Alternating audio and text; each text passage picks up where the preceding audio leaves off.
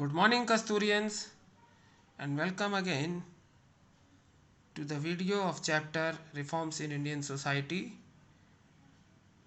In the previous video, we have seen the various associations. Now we will see some of the social evils and who actually worked for the removal of these evils. So let's start. In the previous video of the same chapter, we have seen the various associations which were formed to bring about the reforms and to remove the social evils. But all these social evils, they were one point in common, that is, mostly these social evils, they were against the women, and there was mass discrimination on the gender basis. Casteism was also prevalent, but basically it was the women who suffered the most due to these superstitions and these social evils. So that's why the reformers, they believed that to make the effective reforms, we need to strengthen or improve the position of the women. The social evils that hindered the process of upliftment of women were the practice of widow burning or sati, the pitiable conditions of widows, lack of girl education or less chances given to the girls for education,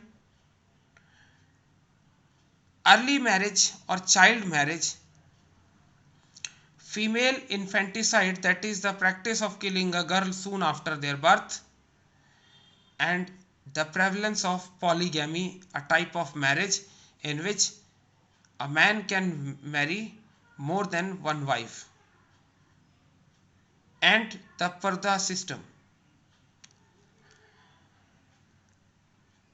Apart from all these social evils, it was the practice of sati or burning a widow alive with the funeral pyre of their dead husband.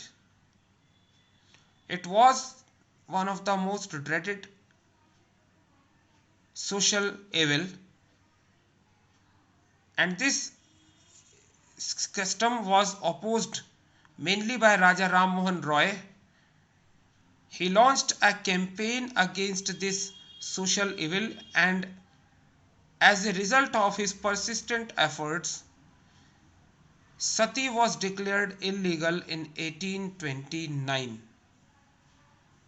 Then we have the widow remarriage. The widows, they were living in very pitiable conditions during the 19th century. The widows, they were not allowed to remarry, or they were not allowed to attend the family or social functions, as it was inauspicious if they were attending the functions. Later on, many reformers, they worked for upliftment of the widows, and some of these reformers were Ishwar Chandra Vidyasagar, who fought continuously for the betterment of the widows, and he also wanted that the widows should be allowed to remarry. And these continuous efforts of Ishwar Chandra Vidyasagar led to the passing of the Hindu Widows Remarriage Act in 1856 that permitted widow remarriage, and the people who were against this law, they opposed and boycotted Ishwar Chandra Vidyasagar. Then Pandita Ramabai Ranade, she was also a leading women social reformer. She dedicated her life to the cause of women's right, and she set up a shelter home for women, especially widow women in Pune, and the widows, they were given vocational training in that shelter home.